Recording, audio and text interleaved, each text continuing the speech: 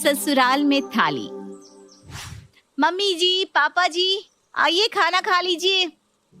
दीप्ति बहू, आज क्या बनाया है खाने में? मम्मी जी, कल मैं बाजार गई थी ना, तो वहां से बिल्कुल ताजी लौकी लेकर आई थी।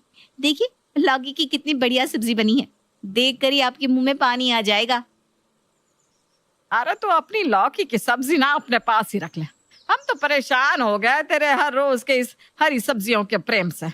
रोज रोज वही टिंडा, तौरी, लौकी, भिंडी, इसके अलावा कभी कोई और चीज भी बना लिया कर। तेरी सब्जियों के नाम सुनकर ना मेरी भूख ही मर जाती है।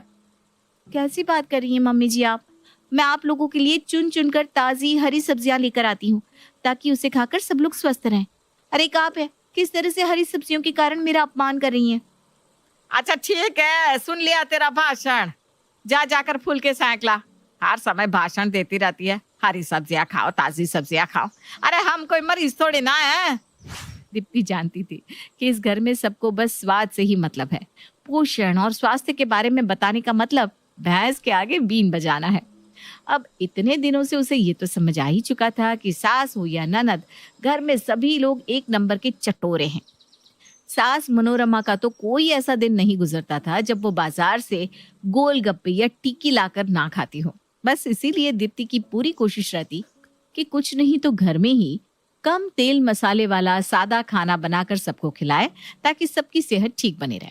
लेकिन इस बात के लिए उसे कभी तारीफ नहीं मिलती थी। उल्टा जिसको देखो वो खाने की थाली देखकर मुंह बिचका लेता था। शाम के समय, अरे दीप्ति, खाना बन गया कि नहीं? भाई जोरों की भूख लगी है, जल्दी जल्दी खाना लगा दो। अरे आप बैठिए ना, खाना बिल्कुल तैयार है, मैं अब भी गर्मा गर्म खाना परोसती हूँ। मनोज हाथ मुंह धोकर डाइनिंग टेबल पर आकर बैठता है तो देखता है कि दीप्ति ने खाने में गर्मा गर्म दाल, चावल और रोटियां बनाई है। साथ में गाजर और मूली का सलाद भी रखा हुआ है। क्या है यार, ये रोज रोज तुम दाल बनाकर रख देती हो। मुझे नहीं खानी तुम्हारी दाल। कैसी बात कर रहे हैं आप? दाल तो सबसे आसानी से पचने वाला भोजन है।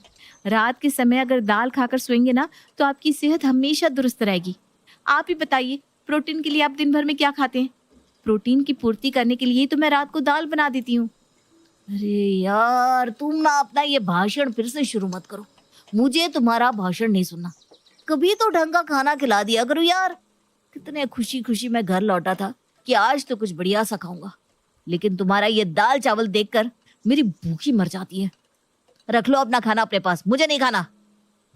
दीप्ति को बातें सुनाने के बाद मनोज वहां से उठकर अपने कमरे में चला जाता है। लो, ये क्या बात हुई? खाना भी नहीं खाया और ऐसे ही थाली सरकाकर चले गए। पता नहीं इस घर में सही बात किसी को समझ में क्यों नहीं आती। अरे मैं सबकी दुश्मन थोड़ी ना हूँ। मैं दाल चावल इसलिए बनाती हूँ क्योंकि मुझे पता है खाना खाने के बाद यहाँ सबको सीधा बिस्तर पकड़ना होता है। अगर रात में कुछ भारी बना दूंगी तो उसे रात के समय डाइजेस्ट करना अपने आप में बीमारियों को न्योता देने के बराबर होता है। इसीलिए तो मैं रात के समय जानबूझकर हल्का खाना बनाती हूँ, ताकि मेरे आलसी ससुराल वालों की सेहत सही रहे। लेकिन इस घर में तो अच्छाई का इनाम हमेशा यही होता है जो अभी अभी मुझे मिला। अगले दिन सुबह नाश्ते के समय, भाभी जल्दी से नाश्ता लगा दो, कॉलेज के लिए लेट हो जाऊंगी मैं। नाश्ता बिल्कुल तैयार है, मैं लेकर आ ही रही थी। रेखा जल्दी से डाइनिंग टेबल पर बैठ जाती है। जैसे ही वो कैसरोल खोलकर देखती है तो उसे देखकर उसकी त्योरियां चढ़ जाती है। ये क्या है भाभी, आपने आज फिर चुकंदर के पराठे बनाकर रख दिए? आपसे तो कुछ भी कहना बेकार है। अरे चुकंदर के पराठे कौन खाता है? मुझे तो चुकंदर की शक्ल से नफरत है, ऊपर से आप रोज रोज नाश्ते में यही बना कर देती हो। अरे आप समझती क्यों नहीं रेखा दीदी, आपकी बॉडी में खून की कमी बताई है डॉक्टर ने, इसीलिए आपके लिए चुकंदर, अनार जैसी चीज खाना बहुत जरूरी है। अब आप तो चुकंदर के नाम से इतना चिढ़ जाती है कि खाना तो दूर की बात है।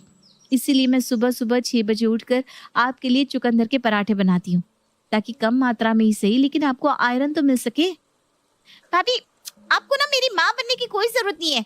मेरा हीमोग्लोबिन कम है ना, भुगत लूंगी मैं। आपको मेरी जरूरत से ज्यादा चिंता करने की कोई जरूरत नहीं है।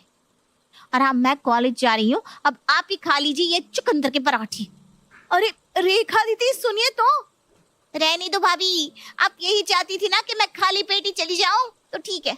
अब पीछे से रोकने का क्या मतलब है?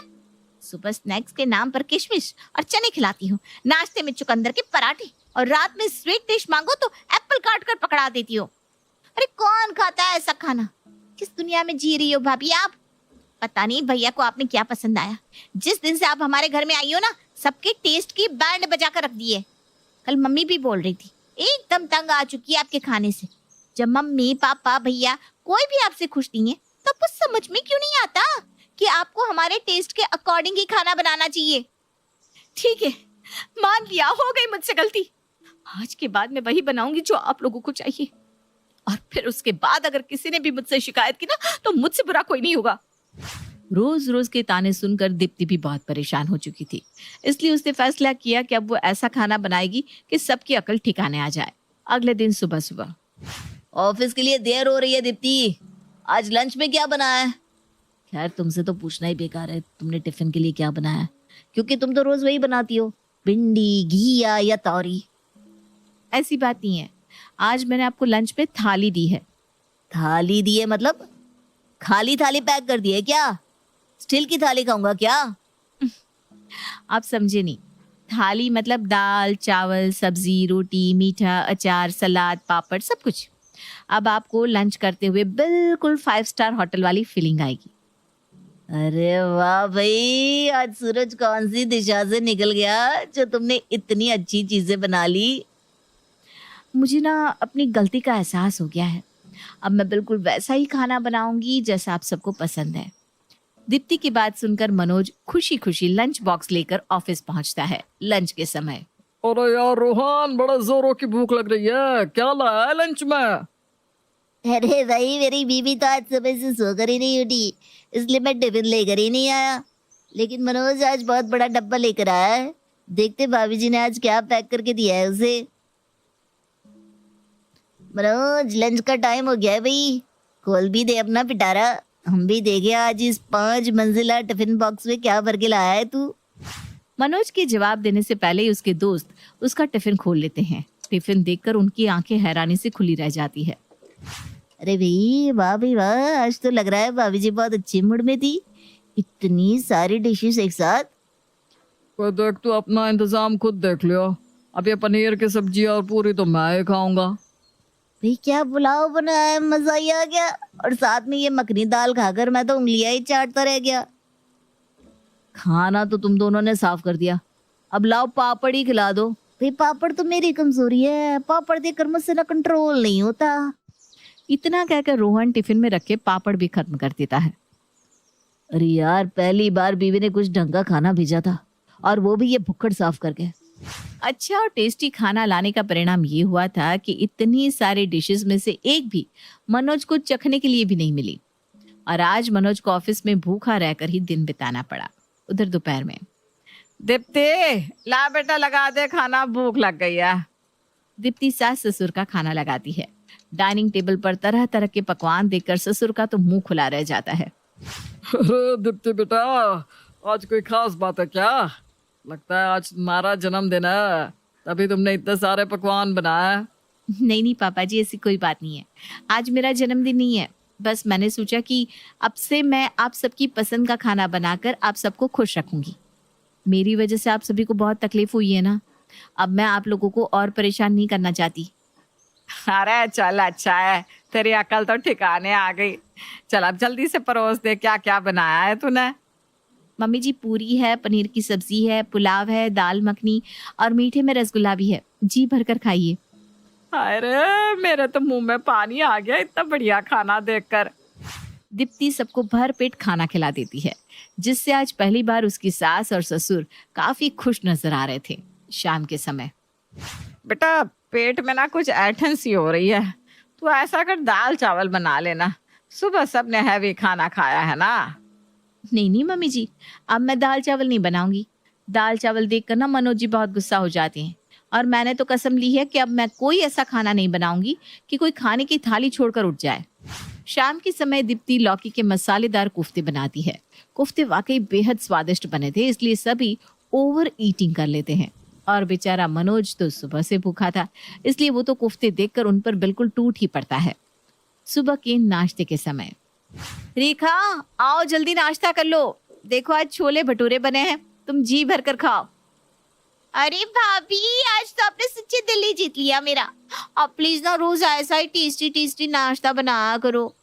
क्यों नहीं ननद रानी, आपका हुक्म सर आंखों पर। दिन 2 दिन नहीं, ये सिलसिला 3 हफ्ते से बदस्तूर जारी था। दीप्ति रोज सुबह नाश्ते में कचौड़ी, भटूरे या पकौड़े बनाती, उसके बाद लंच में पारंपरिक थाली सबके आगे परोसती, और फिर रात को भी कभी मलाई कोफ्ता तो कभी पालक पनीर जैसी बढ़िया मसालेदार सब्जी बनाती। दीप्ति अब सबकी पसंद के मुताबिक ही खाना बना रही थी, लेकिन जाने क्यों अभी भी घर में सब खुश नहीं थे। दोपहर के 1 बजे का समय होगा कि तभी रेखा को उसकी 2 सहेलियां पकड़कर घर में लेकर आती है। अरे क्या हो गया मेरी बेटी को? आंटी जी, ये ना कॉलेज में चक्कर खाकर गिर पड़ी थी। हम इसे डॉक्टर के पास लेकर गए तो डॉक्टर ने कहा कि इसके अंदर हीमोग्लोबिन बहुत कम हो गई है, जिसकी वजह से चक्कर आ रहे हैं। और ये कोई पहली बार नहीं हुआ, इससे पहले भी पिछले 10 दिन में ये 2 बार कॉलेज में चक्कर खाकर गिर चुकी है। अरे लगता है तुम कचौड़ियाँ ठीक से नहीं खा रही हो। अच्छे से कचौड़ियाँ नहीं खाओगी तो हीमोग्लोबिन कैसे बढ़ेगा? रुको, मैं अभी ना थोड़ी कचौड़ी बना कर लाती हूँ। मैं समझ गई भाभी आप क्या कहना चाहते हैं। आप मुझे चुकंदर, अनार, किशमिश सब कुछ इसलिए देती थी ताकि मेरी तबीयत ठीक रहे, लेकिन मैंने कभी भी आपकी बात को समझने की कोशिश नहीं की। मुझे माफ कर दो भाभी, मुझे नहीं खाना अभी पूरी कचौड़ी। आप मुझे पहले की तरह चुकंदर के पराठे बनाकर खिलाया करो। ये ठीक कह रही है बहू, मुझे भी माफ कर दे। मैं भी तुझे हमेशा हरी सब्जियां बनाने के लिए ताना मारती थी, लेकिन जब से तूने ये सब चटर पटर बनाना शुरू किया है ना, मेरा तो हाजमा ही खराब रहने लगा है। और बेटा वजन तो ऐसे बढ़ रहा है जैसे मैं आटे की 1 बोरी रोजाना खा रही हूँ। कल ही मैं टेस्ट करा कर आई हूँ, कोलेस्ट्रॉल, शुगर सब बढ़ गया है।